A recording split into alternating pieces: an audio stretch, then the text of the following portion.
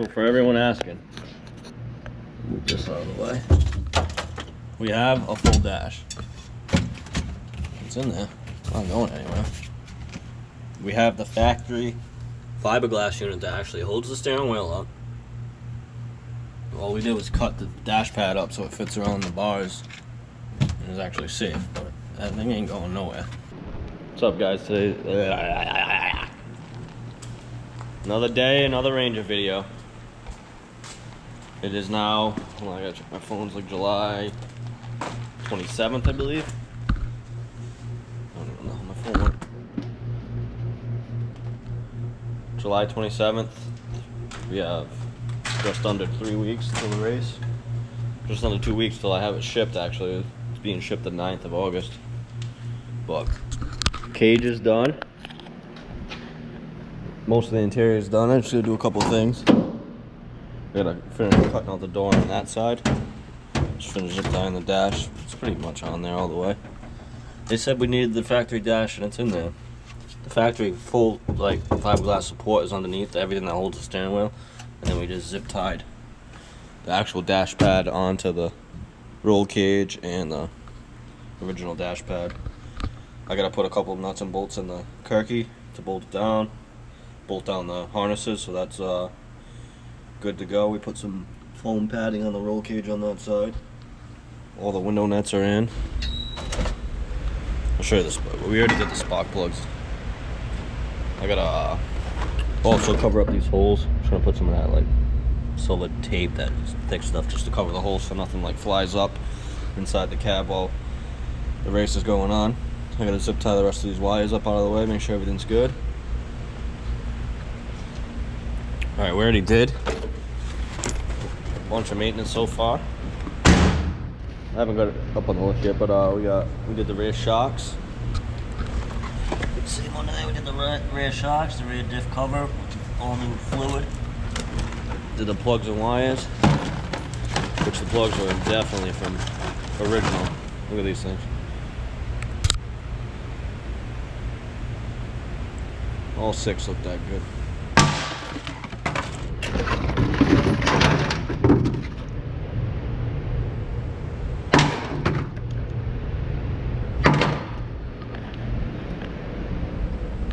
We got a cold air intake, haven't really put together yet. That'll be going on today. We pulled the radiator out yesterday, pulled the condenser off because we don't need that, just gonna block air. I don't really like to hide the secrets or anything. Pulled the grill off and this big old piece was behind it, blocking a bunch of airflow, so we took that off. Clear up all the air going into the grill, into the factory training cooler. All the air will be going into the radiator now. We got rid of the fan clutch. Gonna put an electric fan on it. These are the plugs and wires. We're good.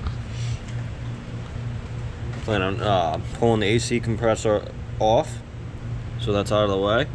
I have a new water pump. We're gonna put that on. What else? That's about it for the motor and stuff. And then we have the whole entire front end to do. Wheel bearings, inner and outer tie rods.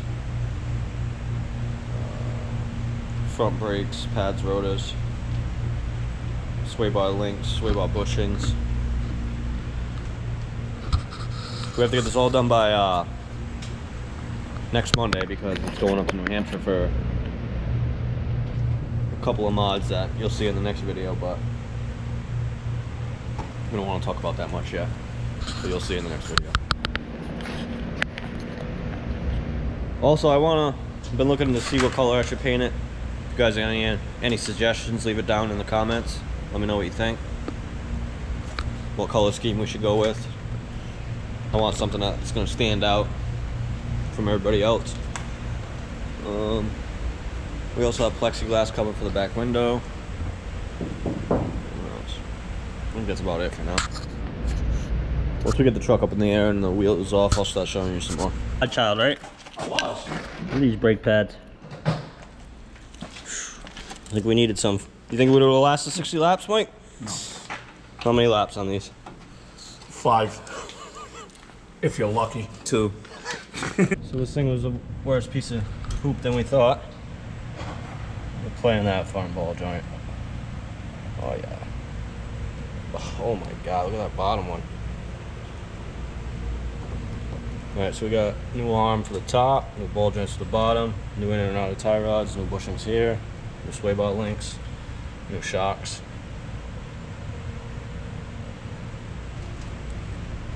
New brakes and rotors, pads were fucking smoked. Alright, so it's the middle of the day. Got most of the truck apart. I got the new shocks in. Got all the sway bar off, all the end links. Just gotta finish taking the tie rods off, put the new ones on, put the new sway bar on. And then I'm gonna take the upper arms out, put the new ones I have in. And we'll work on these lower ball joints, which are gonna be a pain in the ass. What the fuck this is? Why is this all over this? We would've cut that out. Alright, next day I didn't really have time to finish yesterday. There's a couple other things I had to do. Got the inner and outer tie rods in, the new sway bar bushings, the new end links, I got the new lower ball joints in, I got the new upper arms with the new ball joints, new camber and caster bolt, I guess you could call it. Factory option, so you can adjust the camber on the top. We'll see more about that later in the next video probably, on why we needed those. Hold on a second. This side's done, same thing with this side. Now I should throw the spindles back up there, bolt it all together, grease the bottom ball joints, tighten everything up, and the front end should be done. And then I'll move back to doing the water pump. I'm gonna put the new bearings in the rotors. There's a weird style rotor on these things. The bearings are built into the rotor. The hub itself is built into the rotor. It's a little easy to change bearings and pressing them out. Alright, we'll get back to this once it's all together. I really want to put the car down. I've got to show everybody that I actually have a dash. Because everybody's so concerned about how I put a full cage in it. And cut up the dash. Alright, so for everyone asking, move this out of the way. We have a full dash. It's in there. It's not going anywhere. We have the factory fiberglass unit that actually holds the steering wheel up. All we did was cut the dash pad up so it fits around the bars and is actually safe, but that thing ain't going nowhere. Well, the bottom's a little loose, but we don't really worry about that. We moved the speedo and everything to the center so I can actually see it. Got it finished. Zip tying everything out of the way. Make sure it still runs.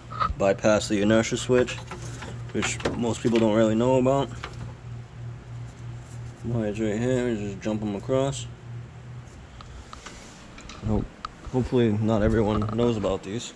I don't know how many people actually watched Cletus talk about this in the Crown Vic videos, because the Crown Vics and a lot of Fords and Lincolns actually have these things. It's called an inertia switch.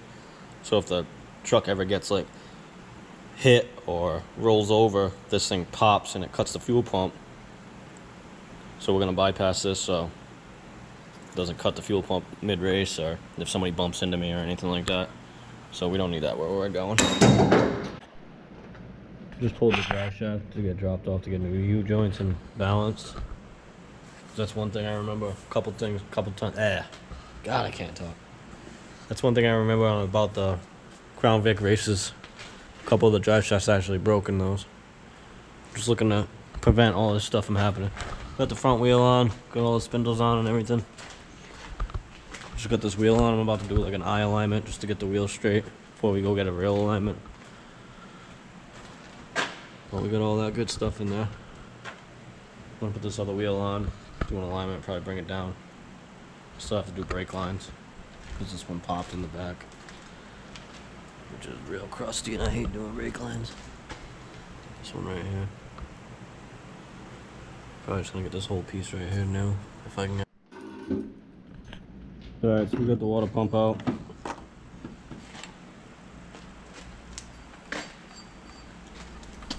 Right here in the box. Alright, we're gonna throw this in. I won't have the new idler pulley till tomorrow and the shoulder belt, so I can't finish that. We're gonna throw that in. I'm gonna pull the rest of the brake lines off that need to be replaced. And then put the back wheels back on. Almost there. Also, along with changing the water pump, I am planning, yeah. God, I can't talk for shit. Also, while I'm changing the water pump, I'm doing all the radiator hoses and putting actual hose clamps on it in case it does overheat. And these crappy OEM don't pop off, and this should hold the hose on nice and tight. We won't really have to worry about much if it starts to get hot, that is.